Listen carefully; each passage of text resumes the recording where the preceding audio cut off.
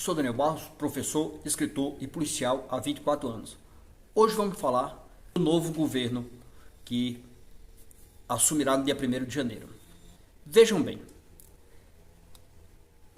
se o presidente Bolsonaro fosse reeleito, ele aproveitaria os primeiros dias de popularidade e de legitimação pelo voto para implantar um regime autoritário, como ele não teve habilidade de fazer no primeiro mandato, mas aproveitaria para fazer nesse início, sobretudo quando ele fala que elegeu um congresso mais conservador. Balela, esse congresso não é tão diferente quanto o congresso com o qual ele governou esses 4 anos.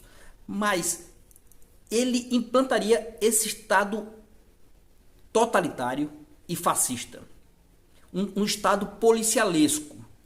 A prova, a amostra grátis que ele deu foi o que a PRF fez no dia das eleições. E que nós do Comitê dos Policiais Civis Antifascistas denunciamos já no dia 1º de novembro. Mas não parou por aí. A Polícia Rodoviária não parou por aí. Ela continuou assessorando caminhoneiros a fechar estradas. A obrigação constitucional e legal é liberar as estradas. A Polícia Rodoviária Federal fez exatamente o contrário. E eu estou falando de Polícia Rodoviária Federal. Eu não estou falando de policiais rodoviários federais. Porque foi uma ação feita pela instituição Polícia Rodoviária Federal.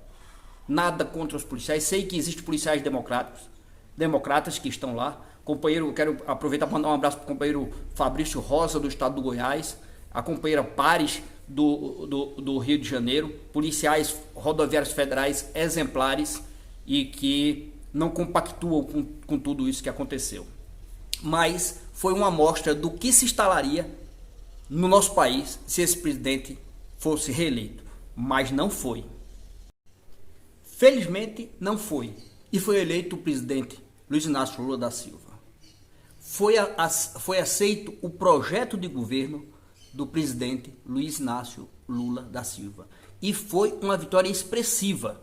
Expressiva.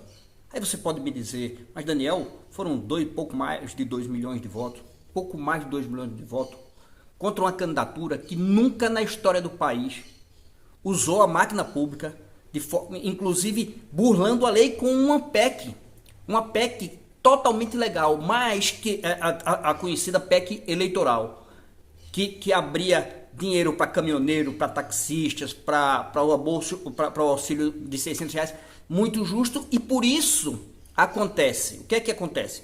A oposição não pode se colocar contra, porque o povo está passando fome, e nós não podemos ficar contra nenhum projeto que transfira renda para os trabalhadores. Mas ele botou tudo num bojo só. A questão dos caminhoneiros, a questão do subsídio, da baixa do imposto dos combustíveis só para o período eleitoral. E a mesma coisa acontece com o Supremo. Ele queria que fosse reprovado para dizer, olha, não consegui fazer porque o Supremo não deixou. Mas tudo bem, aconteceu. Ele, mesmo assim, ele perde as eleições. Ele perde as eleições usando a Polícia Rodoviária Federal para impedir que os eleitores, sobretudo no Nordeste, onde o Lula tinha maioria, fossem votar. Ele compra deputados da forma mais escandalosa que nunca ocorreu na história desse país, que é o orçamento secreto. Ora, com tudo isso, contra tudo isso, o projeto do presidente Lula ganha as eleições.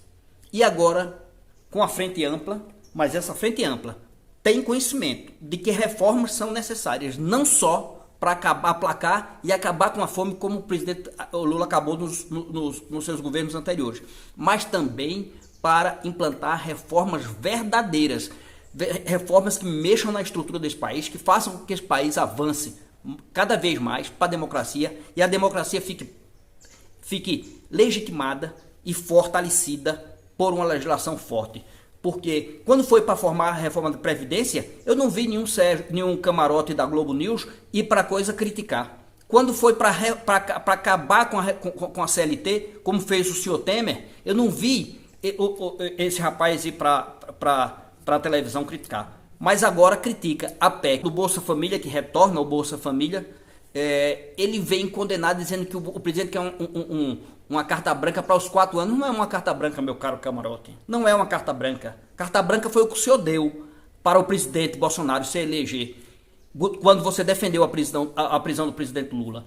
O que se quer com essa PEC é garantir que se possa acabar com a fome nesses próximos 4 anos. Porque alguém acredita, alguém em sã consciência, que não seja um bolsonarista, porque esse não tem condições nenhuma de pensar, de raciocinar logicamente, que se consegue acabar com a fome de 33 milhões que o Bolsonaro colocou na linha da miséria, que não estava na linha da miséria, mas que o Bolsonaro colocou na linha da miséria.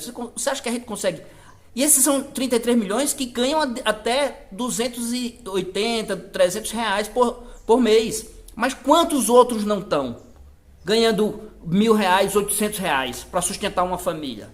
Então, alguém acredita que se dá para acabar com a fome em 2 anos?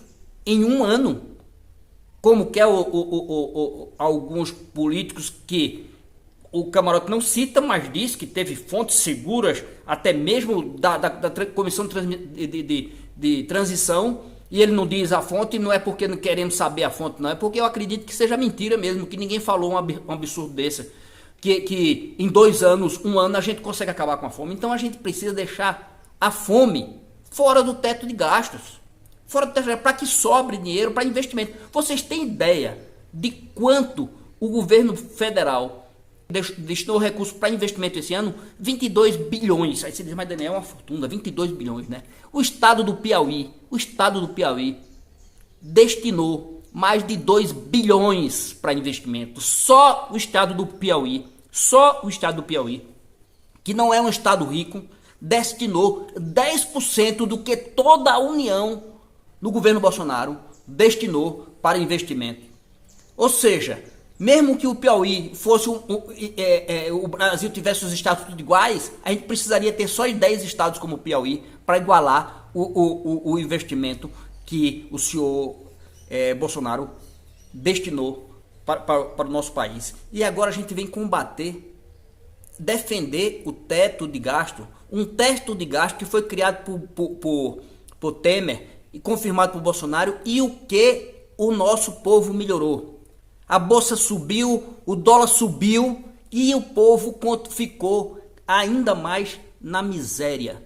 Essa é a grande realidade. Não se está pedindo aqui para se gastar de qualquer jeito. O presidente Lula não teve em ano algum dos seus 8 anos de governo déficit público.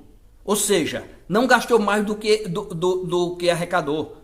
E ele não fará diferente, mas ele precisa desamarrar os nossos investimentos dessa lei perversa que foi do teto de gasto, para que possamos, sim, fazer o país crescer, tirar a nossa população da miséria, da pessoa que está passando fome, que não tem o que comer hoje, e nem terá o que comer amanhã.